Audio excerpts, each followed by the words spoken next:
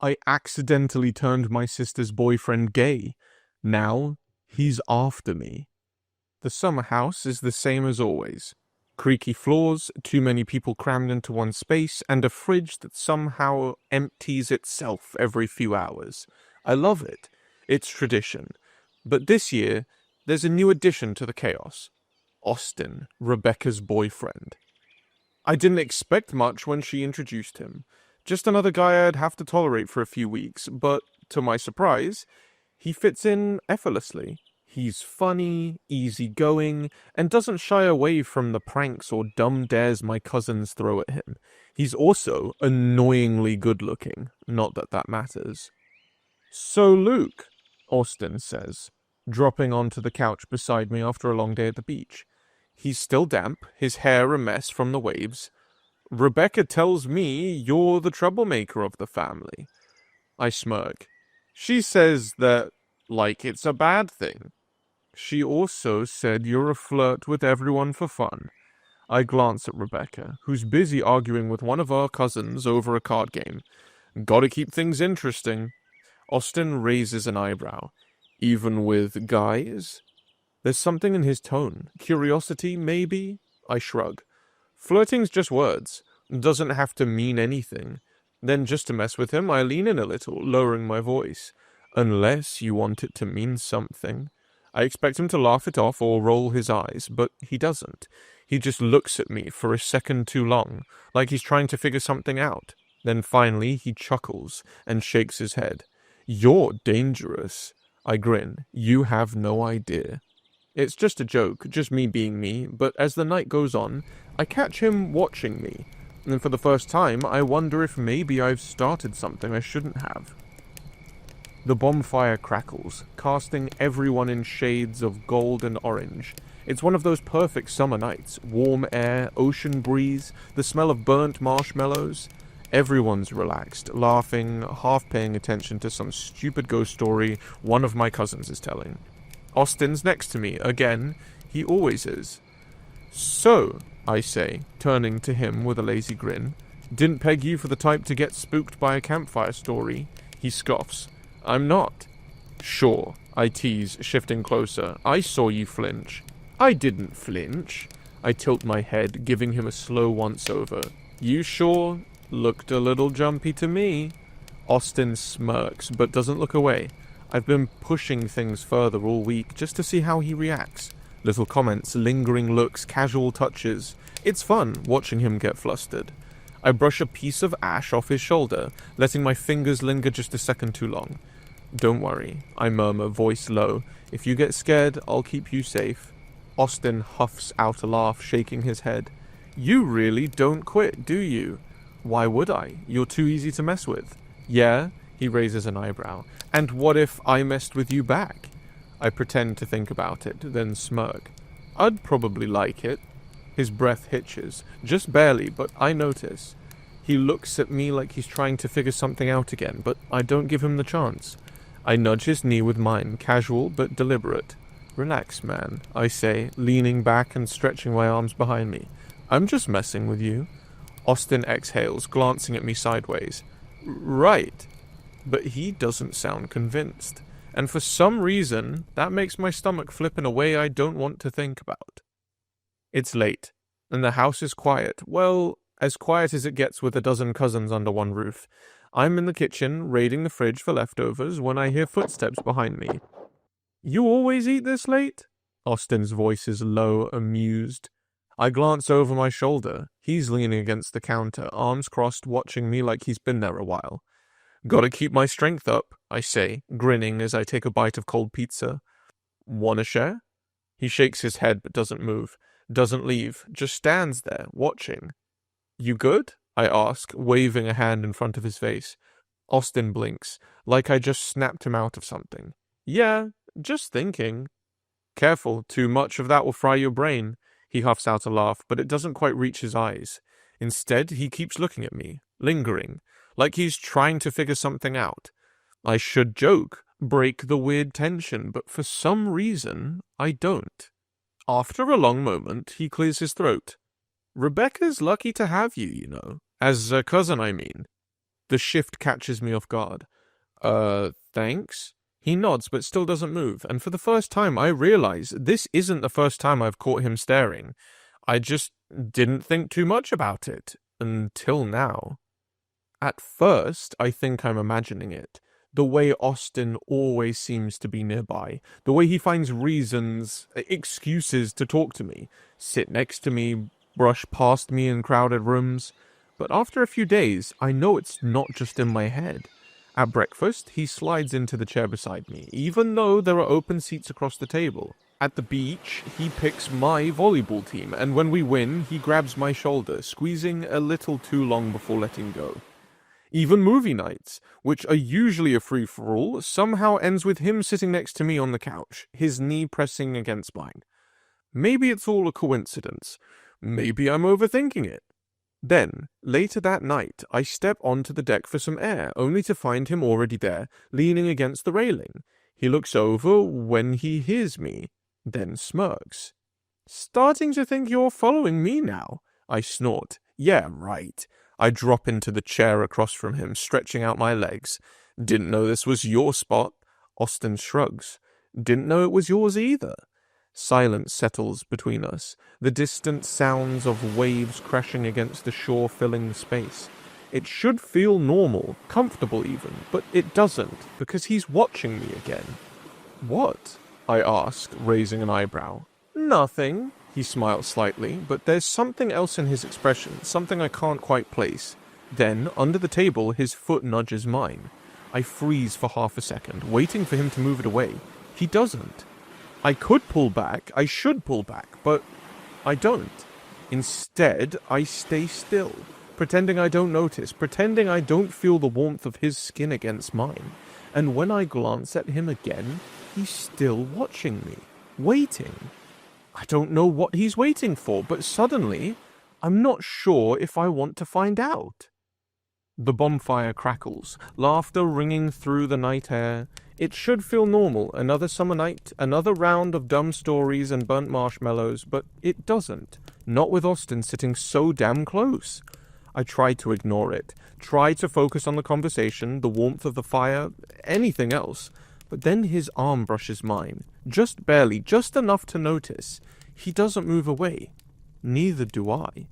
I glance at Rebecca, who's laughing at something one of our cousins said. She has no idea, no reason to suspect anything. Austin exhales beside me, low, careful, like he's debating something. Then, "Luke?" It's soft, almost hesitant. I turn my head. "What?" For a second he doesn't say anything, just looks at me, firelight flickering in his dark eyes. His gaze is steady, searching, and suddenly I feel like I'm on the edge of something I don't understand. Then, quietly, "Do you ever wonder, what if things were different?" My stomach twists. I don't need to ask what he means. I know. And I don't know how to answer. Austin keeps his eyes on me, waiting, like he wants me to say something, like he needs me to. I swallow. My throat is dry. Different how? His lips press together, and for a second I think he won't answer. Then, barely above a whisper, "I don't know." A small pause. "Maybe I do." The fire crackles between us, but everything else fades. The laughter, the voices, the whole damn world. I should say something, make a joke, brush it off like I always do, but I don't. Because right now, sitting here in the dark with his arm warm against mine, I can't pretend I don't feel it too. It's late, the house is quiet, everyone's either asleep or too tired to still be up. I should be in bed too, but I'm not. I'm out on the back porch, staring at the dark ocean, trying to ignore the mess in my head.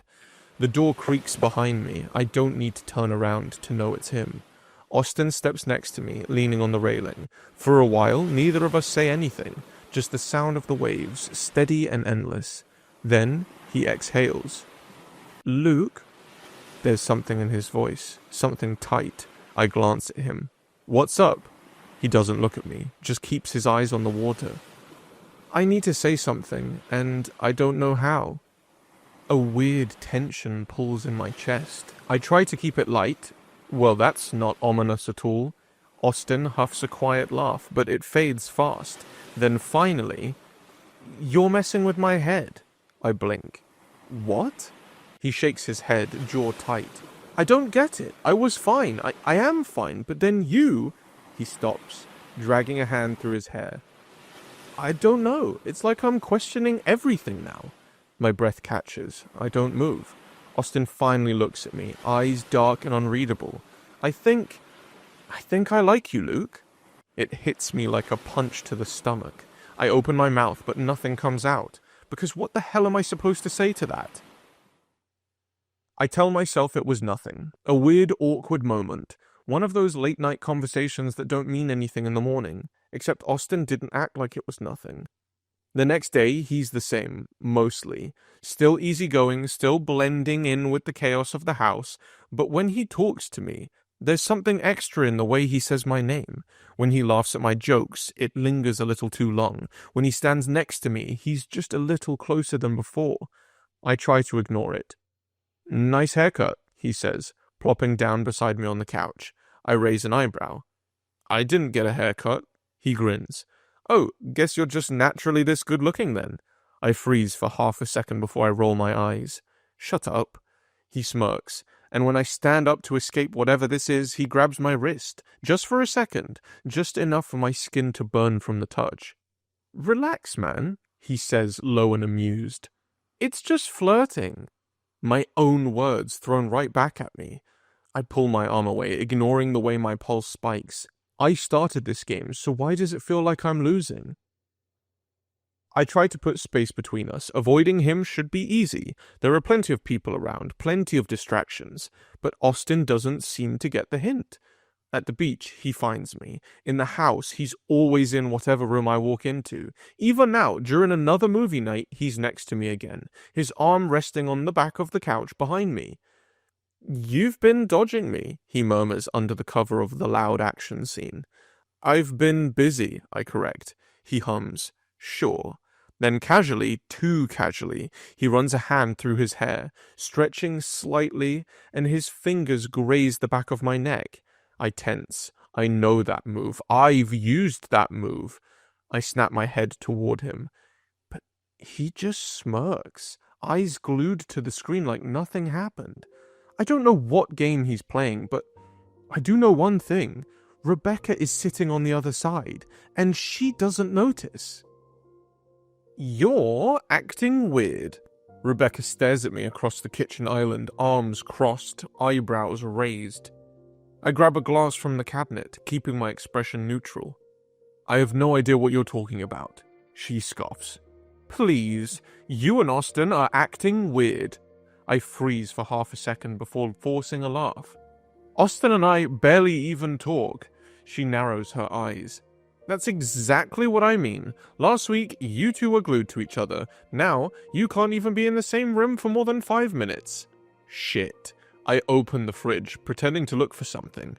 Maybe I got bored of him. Rebecca doesn't laugh, doesn't even smile.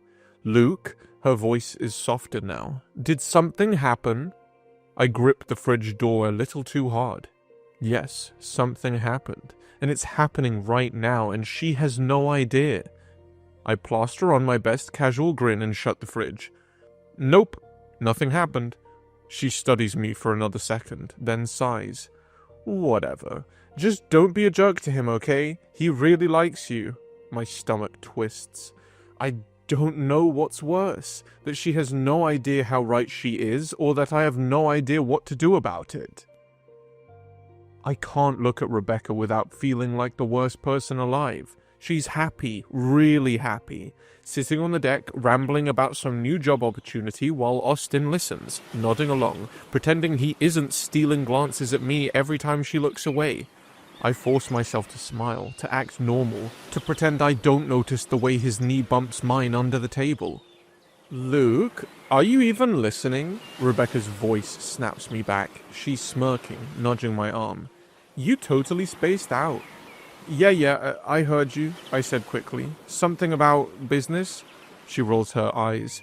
"God, you suck." Across from me, Austin hides a smirk behind his beer bottle. I grip my glass tighter. This is wrong. All of it. I I shouldn't have flirted with him, shouldn't have encouraged any of this. If I had just shut up, he wouldn't be looking at me like this. Rebecca leans into Austin's side, laughing at something one of our cousins says. He smiles, but his fingers drum absently on the table.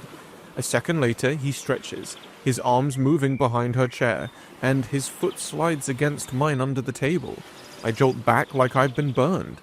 Austin doesn't even blink, just keeps sipping his drink, like he didn't just cross another line. I need to end this. How do you stop something that shouldn't have started in the first place? The tension is suffocating. It's in the way Austin always seems to end up next to me, the way I stiffen every time he does, the way Rebecca's eyes linger on us just a second too long, like she's piecing something together but doesn't quite know what. Even our cousins feel it. Dude, Jake mutters, pulling me aside after dinner. What's up with you and Austin? I choke on my drink. What? Nothing. He squints. Uh-huh. So you're not talking to him all week is just a coincidence? I force a laugh. Pretty much. Jake doesn't buy it. You sure? 'Cause he won't stop looking at you, and you look like you want to crawl out of your skin every time he gets near. I don't answer. Because what the hell am I supposed to say? That I'm drowning in guilt? That I might have ruined everything? That Austin is making this impossible? Before I can come up with a lie, I hear Rebecca call my name. I look over and she's watching me. Not smiling, not joking, just watching. And suddenly, I know. She's starting to figure it out. I shouldn't be here. It's past midnight, the house is quiet, and I should be in bed, pretending my life isn't falling apart. Instead, I'm standing on the back porch, gripping the railing so hard my knuckles ache, trying to breathe, trying to convince myself that everything isn't about to spiral even further. And then, Austin finds me. Of course he does. The door creaks open behind me, followed by the soft thud of his footsteps. I don't turn around. Maybe if I ignore him, he'll just take the hint and leave. He doesn't. He steps up beside me, close enough that I can feel his warmth in the cool night air.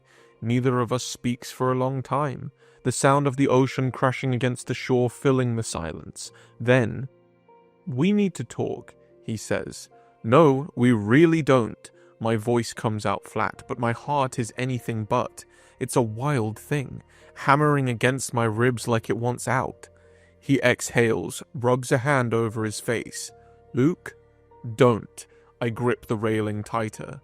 Somehow, knowing just exactly how much he is going to mess everything up.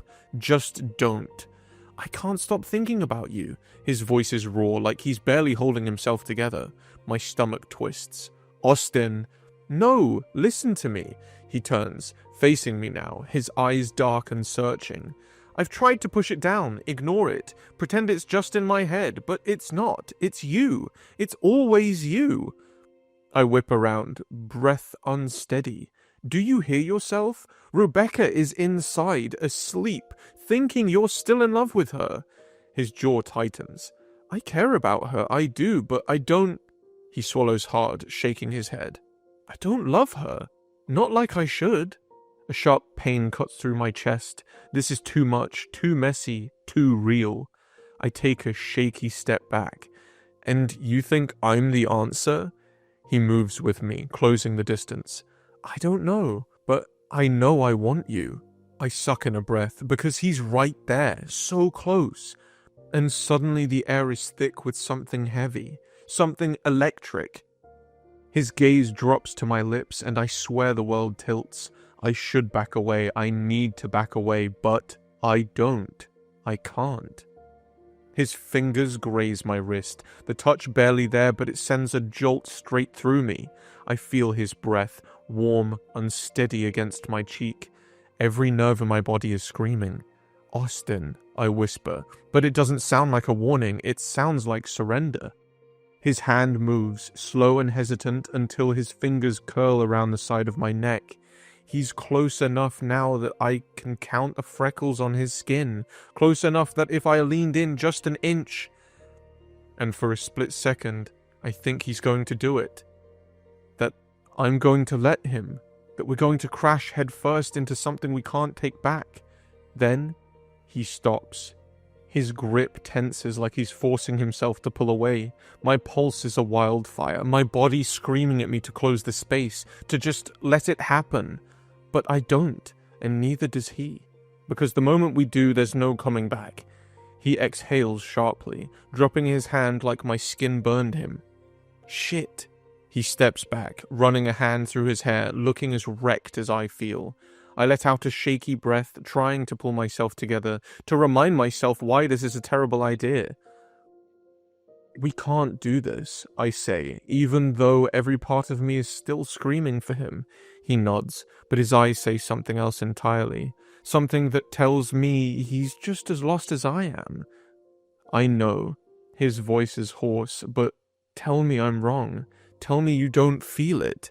I open my mouth, but no words come out because I can't lie. Not about this.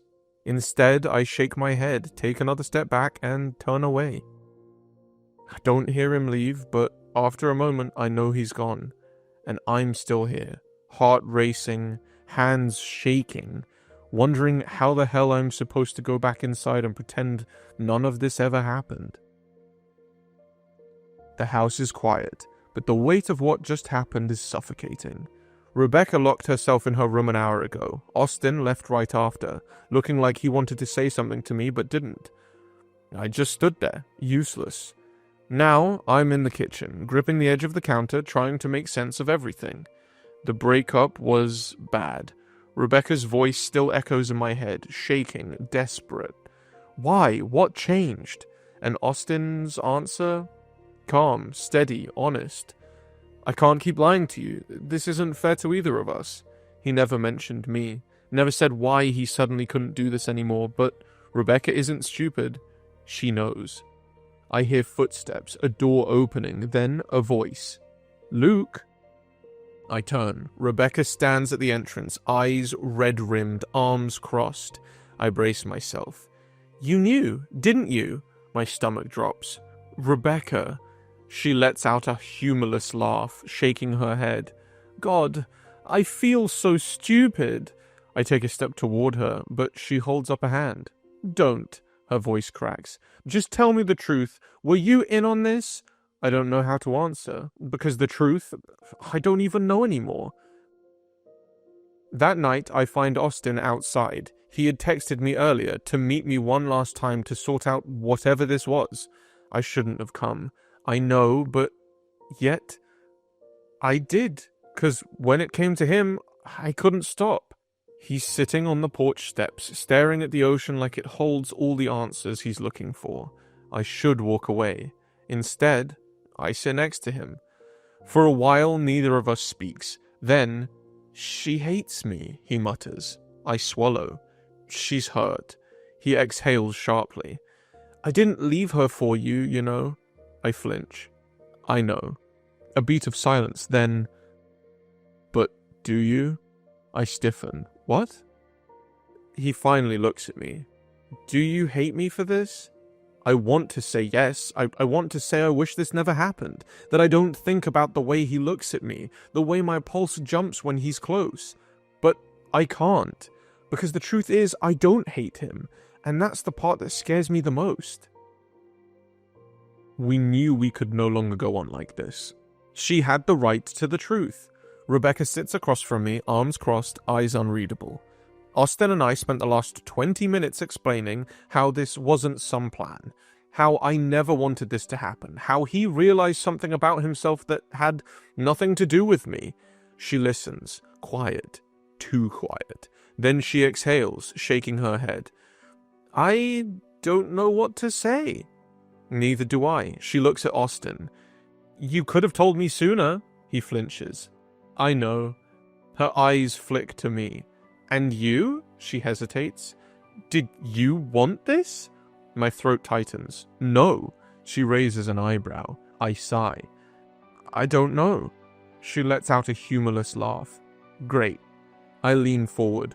Rebecca, I swear I never meant to hurt you. She studies me, searching for something.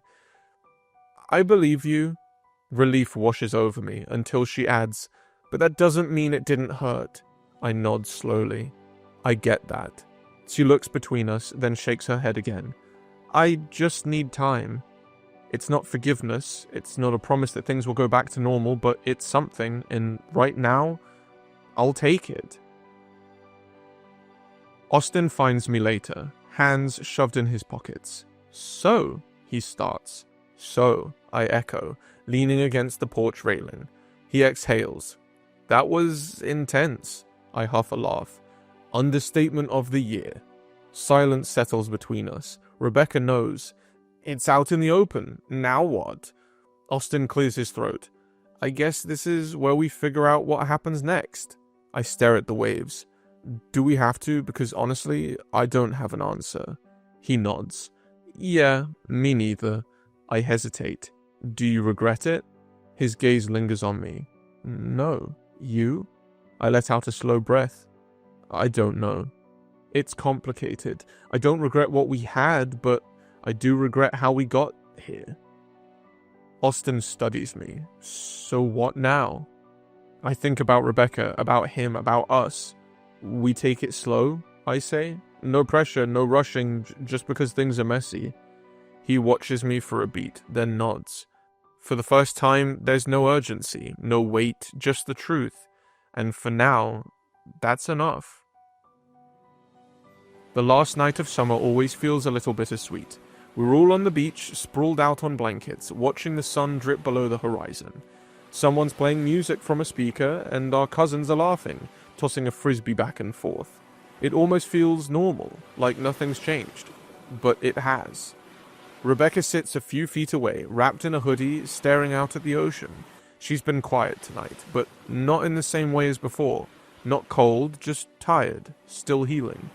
I want to say something to her, but I don't know what. Maybe there isn't anything to say. Maybe she just needs time. Austin is next to me, close but not too close. Our arms brush, a fleeting touch, but it sends a spark through me anyway. He leans in slightly. You good? I exhale. Getting there. He nods, like he understands. Maybe he does. The waves crash against the shore, steady and calm. The sky turns deep orange, then dusky purple. It's beautiful. The kind of moment that makes you forget how complicated life is. Austin shifts beside me. So, this is it, huh? I glance at him. What do you mean? Summer's over. We get back to real life tomorrow. Right. Real life. The one where we don't live under the same roof, where there aren't late-night talks and stolen glances and this weird, in-between space we've been living in. The thought unsettles me. I nod slowly. Yeah, I guess so. Austin watches me for a beat. Doesn't have to be the end of this, I swallow. What is this? He smirks. Still figuring that out, remember? I huff a quiet laugh. Right. He nudges my knee with his. We'll figure it out. For once, I believe him. No promises, no rushing, just time. I look back at the ocean, the waves rolling in and out, steady and endless. Maybe that's what this is. Something we don't have to name yet. Something worth waiting for. I wake up to the sound of soft breathing against my neck. Warm arms wrapped around my waist. Austin. He's always like this in the mornings, clinging to me like I'll disappear if he let go. It used to make me nervous, how much I wanted this. Now, it just feels right. I shift a little and he groans. No, too early, stay. I grin. It's literally 10. He tightens his grip. Exactly, too early. I laugh, turning in his arms to face him. His hair is a mess, his eyes still heavy with sleep, and he looks at me like I'm his favorite thing in the world. We should get up, I say, even though I don't really mean it. Or, he murmurs, leaning in, we could stay right here. His lips brush mine, soft and slow, and my heart stumbles the way it always does with him. Yeah, we're definitely not getting up anytime soon. Later, when we finally roll out of bed, we make breakfast together. Austin flipping pancakes while I steal bites when he's not looking. He pretends to be annoyed but kisses me anyway. Looking at him now, it's hard to believe how much has changed since last summer. How something so messy, so complicated led us here. I love you, you know, he says, like it's the easiest thing in the world. I smile, leaning into him. Yeah, I say, I know. And I do, because for once, there's no doubt, no guilt, just us, just love. Standing here at the altar in front of him, I realize how lucky I am. A year ago, everything was messy. Feelings we didn't understand, choices that hurt, a summer that changed everything. But now it all makes sense.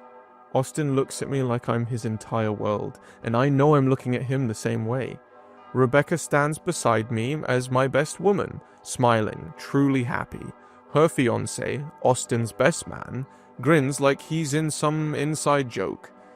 We all made it through, and somehow, we're even closer because of it. The officiant speaks, but all I hear is my heartbeat, steady and sure.